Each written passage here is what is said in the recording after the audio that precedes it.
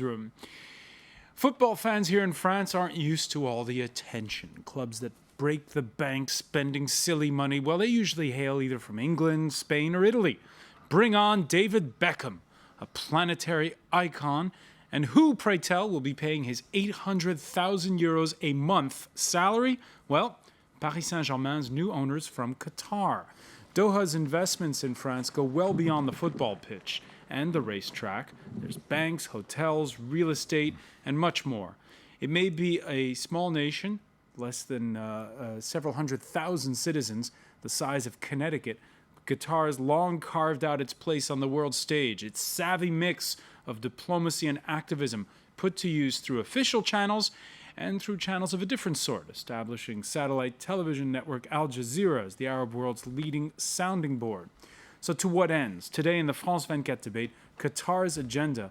And with us from the Qatari capital, French attorney Arnaud de Pierrefeu, who advises businesses both here and there. Thank you for being with us. Good evening. From Oxford in England, journalist Hugh Miles, whose books include Al Jazeera, the inside story of the Arab news channel that is challenging the West. From Cairo, Borzu Daragahi of the Financial Times. And here in the studio, attorney and political scientist Ardavan Amir Aslani, who advises other states in the region, but not Qatar. That is correct. We'll be talking about that. The France 24 debate, which you can follow on Facebook and on Twitter, where our handle is @FrancoisF24.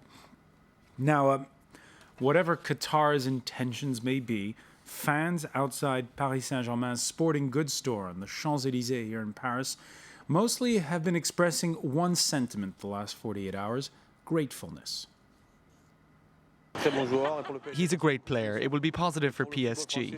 And it's good for French football that there are players coming over of such renown. If he's in Paris, we'll start watching football. Paris is magic. We can afford anything here. Before we talk more just in detail about all this, Hugh Miles, why are Qatari investors spending 800,000 euros a month on a guy who's nearly 37 with creaky knees? Well, I think this is down to the Emir of Qatar. Qatar is a country essentially run by a very small number of people and headed by the Emir, who is supremely powerful. And a decision like this comes almost certainly from him. And the reason he's made a decision like this, I think, is because he believes in developing soft power. Qatar is a country that has a lot of strategic threats. It has no military defense, and developing soft power in all its forms has been his response to this crisis of security ever since he came to power. And furthermore, the Emir believes very firmly in competition. Qatar is not like other Arab countries. There's no room for that awful stereotype of the Gulf slob in Qatar. And the Emir has promoted competition amongst his own people in order to keep Qataris developing, and particularly Qatari youth. So I think that this decision is a personal one, down to the Emir, and it relates back to his fundamental strategy for his country. And by the way, those of you who are not versed in sports, just so you know, Tuesday night, Paris Saint-Germain, after the news that Beckham was coming, they win away at Saint-Etienne. First time in 15 years the club heads to the Christmas break leading the top division. So how does it celebrate? Well, by firing the coach this Thursday, Antoine Cambaure, who could be replaced by the more renowned Italian Carlo Ancelotti. That's just one example there of just how much the purse strings can buy you. The Qatar, which, as Hugh Miles was mentioning, with policies when it comes to sports, Qatar landing the 2022 World Cup. And even though that comes with a bribery scandal, it'll be the first Arab world state to host the tournament. I want to ask you, first of all, Arnaud de Pierrefeu, being a Frenchman in Qatar, with the news of Beckham coming to Paris, has that increased your kudos the last 24 hours? No, not really. But I think that the investment of Qatar in the PSG is only one out of many examples. Qatar has made a lot of investments in France, whether real estate assets or equity of many companies, Veolia, Vinci, Lagardère, PSG is one of them. I think that you have to take the broad picture, and beyond the salary of Mr. Beckham, there is a real strategy behind that. I think that for sure you have a financial logic. Sometimes Qatar is buying some assets which have been, I would say, undervalued because of the crisis, and they're trying to make some money out of an investment. But sometimes there is also a real industrial project behind this, and the investment in Vinci, the investment in the PSG are examples of this. That's what I can say at this point in time. Borzo Daragahi in Cairo, when you hear that impressive list that Arnaud de Pierrefeu has just ran off for us, what comes to your mind? Well, you know, I mean, I agree with what he was saying about the attempt by Qatar to promote its brand, taking the long view of these sorts of things. What may seem right now like a lavish kind of extravagant investment, in the long run, you know, they have been proving themselves very adept, not just in Qatar, but in the other Gulf countries as well in recent years, in taking these sorts of investments and turning them into something much more strategic and profound. What you know is interesting from my end, I'm not sort of following the sports and the business side of it so much, is just the way in which Qatar has managed to promote its brand politically across the Arab world during this Arab Spring. And we'll be getting back to that point shortly, but again, I want to go over this list. Now, by the way, the head of Europe's football governing body, a Frenchman, Michel Platini, says he's not a fan of foreign ownership. That doesn't just include Paris Saint-Germain, by the way. But lots of people here are welcoming the cash. And you've got, let's see, Qatar now sponsoring France's preeminent horse race, the Arc de Triomphe. Business interests include, most recently, the purchase of the Luxembourg branch of ailing Franco-Belgian bank Dexia. This has been enough to prompt articles in the French press on how Qatar is making a grab for Europe. It's just smart business sense? I am very grateful, as a Frenchman talking from Paris, for all these investments. We are grateful to the Qatari government for these investments. But spending money and acquiring assets is not about soft power. Soft power is about values, is about having a message to convey to the globe. Today, what we see coming out of Qatar is only investments in trophy assets. But there is another side to the story. Trophy assets, well, you have, let's see, stakes in banks, things like Volkswagen, the London Stock Exchange. These are trophy assets. They're beautiful investments. We are very grateful. You had the same kind of logic in the 80s, in the 70s with the Japanese investors. And you're going to have the same kind of investment coming from the Chinese later on. But soft power is beyond about spending money. Soft power is about values. When you look at Qatar today, you see a lot of people today that are annoyed by what they feel is this excessive size of power that this country has granted itself compared to its genuine, real significance. You're right in mentioning it's a 225,000 strong, small, tiny peninsula on the Persian Gulf, surrounded by giant countries neighboring it.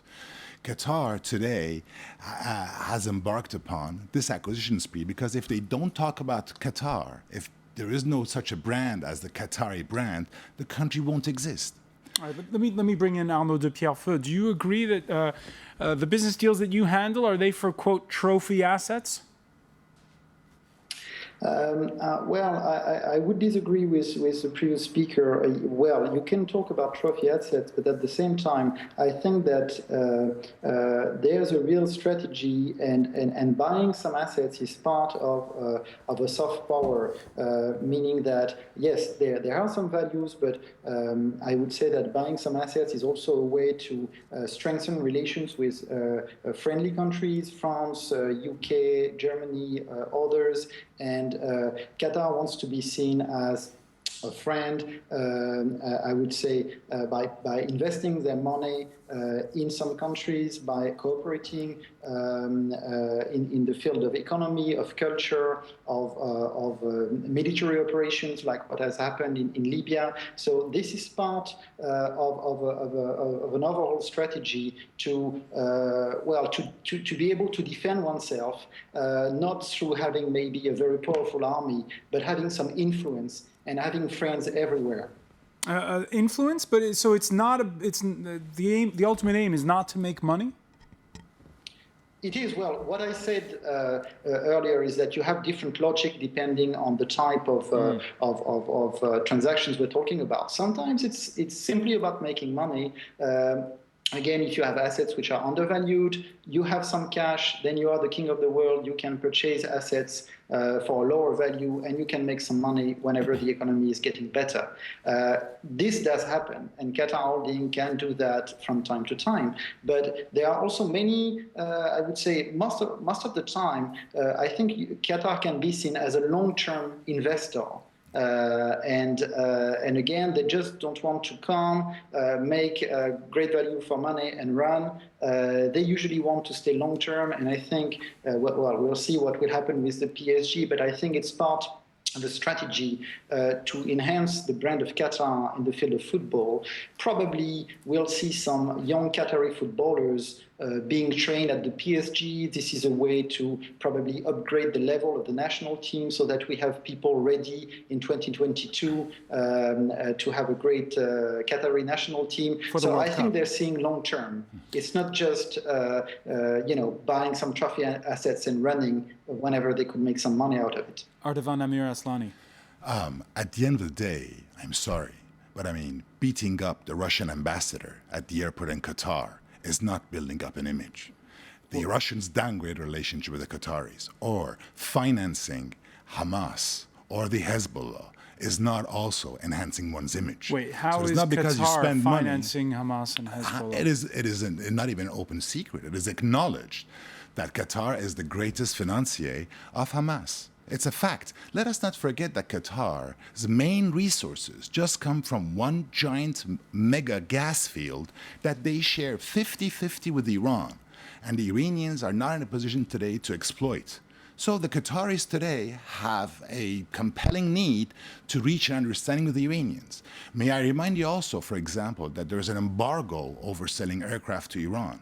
And the Qataris signed a deal with the Iranians whereby in the near future, Qatar Airways is going to cater to the domestic needs of the Iranian market. So you're looking at a country over here who positions itself as a center of values, but who in reality is a financier of terrorist organizations in certain jurisdictions, is an ally with some pariah states, and at the end of the day has a tendency to overplay its card. Borzu Daragahi, do you agree? No, I'm not sure where some of that is coming from. I do think it's interesting how Qatar, and I think it's part of the brand promotion efforts, the way that Qatar reaches out to different countries and tries to broaden its diplomatic portfolio. The incident with the Russian diplomat, I'm not sure about that, but I think in many respects that might improve its image among certain countries who are in the Arab world, especially right now, who are very angry with the Russians. Again, they're not just trying to, and that is one of the most fascinating parts of Qatar. They're not just trying to kiss up to the West. They do have ties with Hezbollah. They do have a relationship with Hamas. I'm not sure in my investigations whether they're financing Hamas. That's news to me. And they do have amicable relations with the Islamic Republic of Iran, which they then leverage with the West when it's time for some kind of negotiations. And then they use this diverse diplomatic portfolio to promote themselves even more. Hugh Miles, how did they come up with this strategy? Well, essentially, what drives Qatar's policy is two things. One is, as I mentioned, security. Qatar is in a very insecure position. They haven't got the capability to defend themselves militarily, so they have to think laterally. That means coming up with ingenious solutions. Obviously, they've got a lot of money, and promoting themselves in the media through Al Jazeera is one example. Getting involved in other soft power programs, charity work, promoting sport. All of these is another. It's other ways that Qatar can try and promote itself, which is for the emir is a precaution in the event that Qatar is invaded or attacked by one of its very unstable neighbours. And the second thing driving the emir, besides his security concerns, is the desire to represent Islam in a responsible way, unlike Saudi Arabia or the Emirates next door, both of which he looks down on because for one reason or another he thinks that they are bad examples of Islam, and he wants to show the world that it's possible to be a Wahhabi Muslim, a conservative Sunni Muslim, and at the same time to be a positive influence in the global community. And so he wants to be an example, and I think these are the forces that are driving him. One comment over here. It is interesting that the words that I'm hearing are surprising to some extent. Wahhabi version of Islam, the Islam that is practiced in Qatar, the Hanbali Wahhabi version, is the most extreme, most reactionary version of Islam. I mean, maybe the Emir of Qatar looks down upon the UAE, but I can assure you that the Maliki version of Islam that is practiced in the UAE is much more tolerant, much more open, and much more close to the needs of the population than the one that is practiced in Qatar. Consumption of alcohol as a matter of illustration is strictly prohibited, only in hotels. You cannot drink elsewhere. Same in the UAE. No, in the UAE it's totally free. You can go around and drink Not in totally UAE, free. in bars and restaurants. You can go. It's the degree of freedom that people enjoy in the UAE is much greater than in Qatar. I recall in Doha, for example, to go for a drink, you had to show up with your hotel room card at the hotel bar to get in. No such a thing exists in the UAE. And one of the problems that Qatar is encountering today in the entire region, and not only with Iran on one side or Saudis on the other, in this regard, we should remind that the largest American Air Force base in the entire Middle East is based in Qatar. And that base is there not to protect Qatar against Iran, but maybe to assuage the fears of the Qataris with the Saudis. Is that when you talk to these UAE citizens and other people in private, they don't have a very happy heart as far as that attitude is concerned. Hugh Miles, where we have to go to break in 1 second, but your reaction. Well, I think that the Emir's problem with the UAE is that there's a lot of sleaze. It's famous for prostitution and alcohol. Foreigners can lead a very Western-style life. And the Emir is determined that Qatar is going to be different. It's not going to be like that. But I think the danger for Qatar now is that although the Emir desperately does not want to be like Dubai in particular, is that Qatar is at risk at becoming more like Dubai. And in the last year, with the purchase of these trophy assets, I think that Qatar is in danger of going the way that Dubai went too. All right, so we're at a crossroads. When we come back, we'll pick up on that point. Stay with us. The France 24 debate continues.